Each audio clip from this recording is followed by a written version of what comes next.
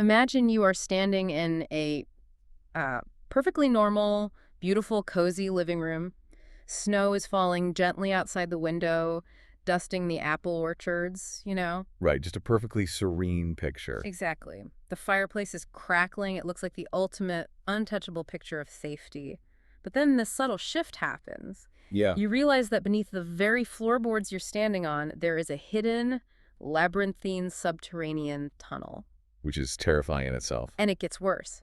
Just outside that frosted window, lurking right behind those serene, snow-covered trees, is a literal fire-breathing dragon. Oh man, it is the absolute, you know, terrifying definition of a shattered illusion. Totally. The idea that the mundane, everyday world we walk through is actually hiding the monstrous. You think you are safe in your living room, but you're actually standing on a battlefield. And that brutal collision between the comfortable reality we think we know and a terrifying, unseen spiritual reality is exactly what we are plunging into today. I'm so ready for this. Welcome to a special feature deep dive.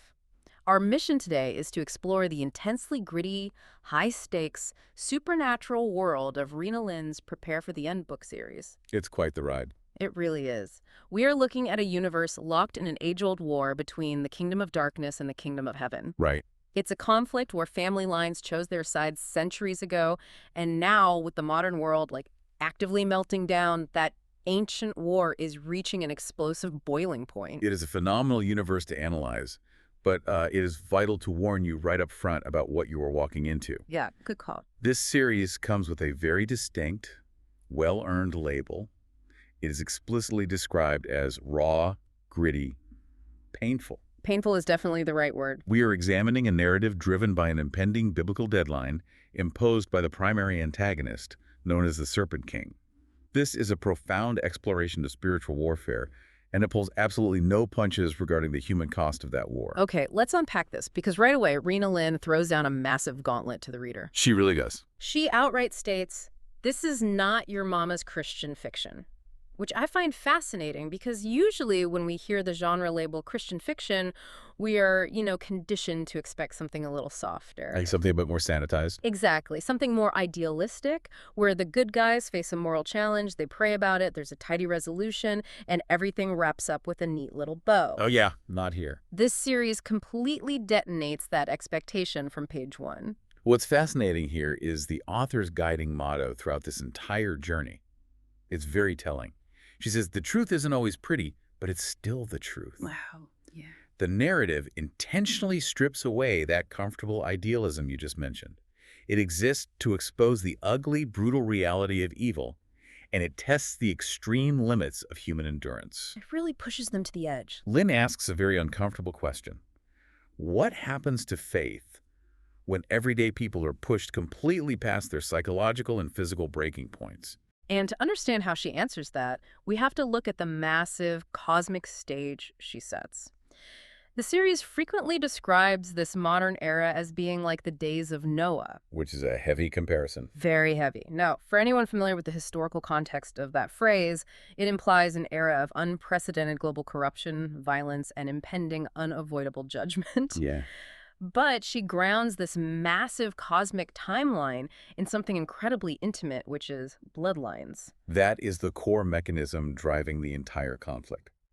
In this universe, the cosmic war isn't just fought by angels and demons in the sky. Right. It is fought on the ground through human lineages. There are two distinct groups of people, descended from family lines, who made their ultimate choice long ago. Generational choices. Exactly. One lineage chose to stand for God and righteousness, and the other aligned themselves with Satan and the demonic realm. So it's essentially an ancient draft. You have descendants being born into a war they didn't necessarily sign up for. Yeah, they just inherit it. They are inheriting the consequences and the enemies of their ancestors. It feels almost like a multi-generational mafia feud, but played out on a spiritual, apocalyptic scale. That is a perfect way to describe it. You wake up one day and realize your spiritual DNA has put a massive target on your back. And that concept of inherited consequence is visualized brilliantly throughout the series' world building. For example, if we look at how Rina Lynn structures the visual motifs of her universe, starting right from the first installment, A Safe Haven, the juxtaposition is jarring. Oh, the cover art is wild. Right, you have imagery of stately, gorgeous homes in the snow, surrounded by peaceful orchards.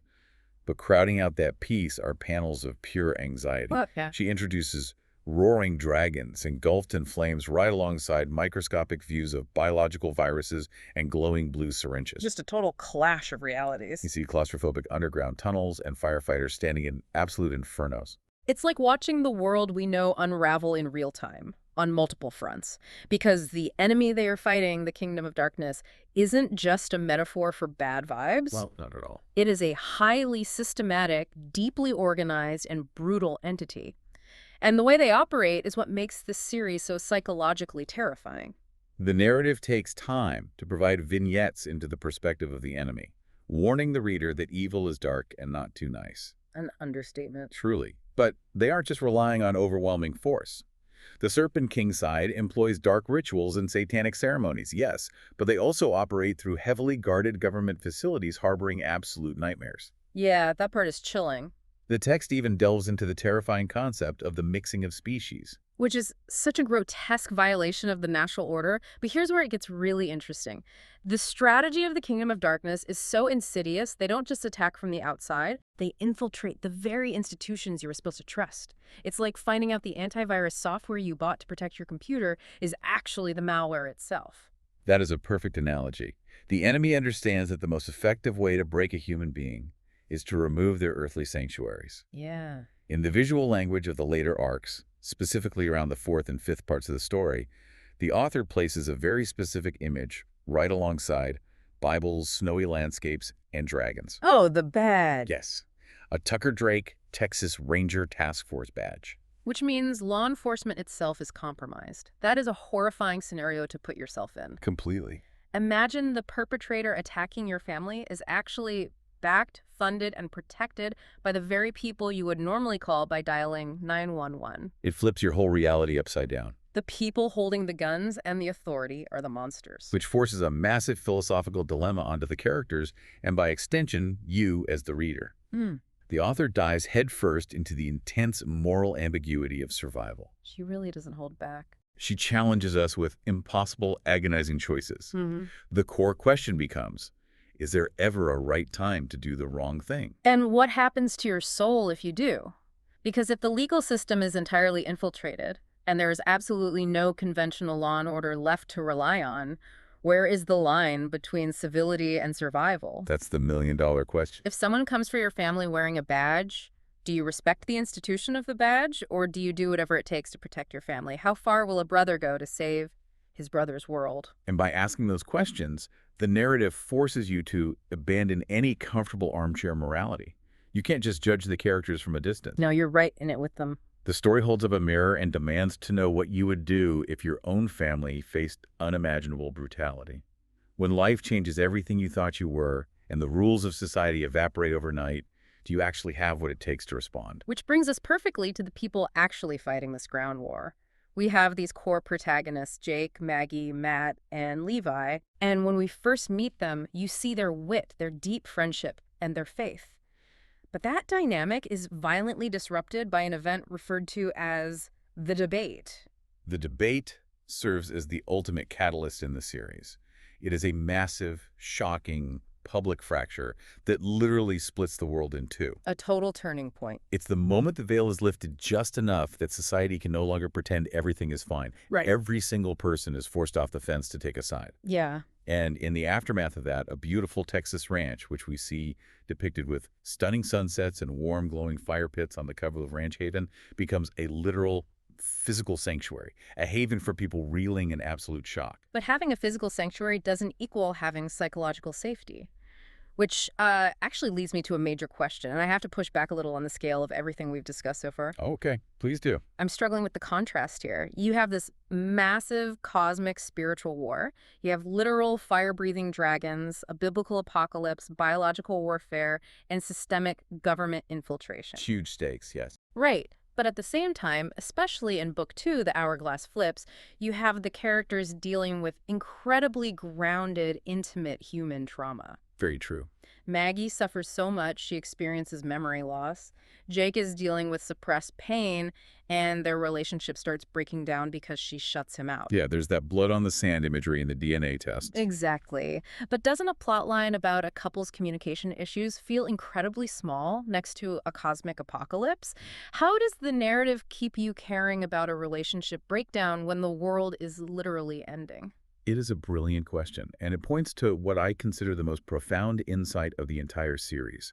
The author keeps you caring because she establishes that the human heart is the true battlefield. Oh, wow. The cosmic war isn't just happening in the sky with dragons, it's happening inside Jake and Maggie's minds. So the trauma isn't just a side effect of the war, it's the weapon. Precisely. A demon doesn't necessarily need to burn your house down if it can convince you to turn on your own spouse. That is so dark. The Kingdom of Darkness knows exactly where to put its scaly fingers to hurt these characters the most. Seeing Maggie so profoundly wounded rips open old, unhealed wounds in Jake. Right. He is forced to confront heavily protected secrets he has suppressed for years. The demons in the sky are perfectly mirrored by the demons of their past. Wow. So an unresolved trauma or a secret you're hiding is essentially a cracked door that the enemy can use to get inside your head. Yes. And that is exactly why the preparation of these characters, referred to as God's men, is so incredibly rigorous. They have to be ready. They aren't just handed nice spiritual platitudes about everything working out. They are actively, brutally trained for both kinetic and spiritual battles. Yeah. They have to know how to fight with a physical weapon in their hands, but more importantly, they have to know how to fight the fear, the jealousy, and the betrayal taking root in their own minds. Because a fractured mind cannot hold a sword. That makes so much sense. Healing their trauma isn't just about feeling better, it's a tactical necessity for survival. Absolutely. Because just as they start to figure that out, just as Maggie's memories begin to return and the group starts to heal and gain ground, the overarching timeline of the series kicks into terrifying overdrive. The Serpent King is on a strict biblical deadline, and he knows his clock is running out. He's desperate. When God sends messengers to call his chosen ones to action, it triggers an absolutely devastating retaliation. The escalation in the final arcs, particularly in Intriguing Truth and Is There Any Safe Place, is catastrophic. God's men are hit from all sides simultaneously. The visual representation of this escalation is stunningly brutal. It really is. In the climax of the series, the imagery on the cover shifts to pure devastation. You have the depiction of broken glass, a woman crying out with a knife. You see a car entirely engulfed in flames. Yeah, the violence really amps up. There are close-ups of deeply scratched, wounded skin and hands covered in blood. And most heartbreakingly of all, there is a casket covered in flowers. It is the unavoidable reality of a war on this scale. There are massive casualties. This isn't just a physical assault, it's a psychological demolition. Yeah. The Serpent King is determined to destroy the very people who have the power to topple his kingdom. As secrets are revealed, like Jake's most protected secret finally coming to light, it rips everyone to the gut level. It tears them apart. It causes painful misunderstandings that the enemy immediately tries to exploit. And not everyone makes it out. The narrative makes it agonizingly clear that while love grows in some people through this crucible, it absolutely dies in others. It does. Selfishness and jealousy literally lead to destruction. There's an original song lyric embedded within the story that captures this internal tearing apart perfectly. It goes, "Who will I serve? Who will I be? There's so many things pulling at me." If we connect this to the bigger picture, that lyric really is the thesis statement for the entire Prepare for the End universe. Yeah. It is a deep, unflinching exploration of eternal destinies being chosen one agonizing decision at a time. The characters are reeling, trying to make sense of the carnage around them. But the hard, ugly truth they have to learn is that there is absolutely no reasonableness to evil. You cannot negotiate with it. You can't. You cannot compromise with a demonic entity determined to destroy the people you love. There is no middle ground left in this world. It's all or nothing. You either dig deep, face your long-buried pain and your human limitations, and fight for the kingdom of heaven, or you are consumed by the kingdom of darkness. Wow. Survival requires stripping away every single illusion of safety you ever held. You have to accept that the comfortable, cozy world is gone forever, and the only way forward is through the fire. It's the only way to find out who you truly are at your core. It is a breathtaking, absolutely exhausting journey. So to wrap up our deep dive into Rina Lynn's series, we've looked at an unapologetic, raw depiction of an ancient spiritual war that has bled completely into our modern physical world. It's a lot to take in. It is. We've traced the journey from the icy shock of a compromised physical sanctuary to the agonizing, impossible moral choices required to protect a bloodline. Yeah. It is a story that demands everything from the people fighting it, and it asks the reader to look at faith not as a soft comfort blanket, but as a weapon forged in the fires of extreme adversity. So, what does this all mean for you? As you go about your ordinary day today, I want you to consider the invisible boundaries of your own world. Think back to that cozy living room we talked about at the beginning with the snow falling softly outside. Right. If the shadows around you suddenly started acting with malicious intent, and the people and the systems you trusted most were quietly compromised, how do you fight things that go bump in the night when they know exactly who you are?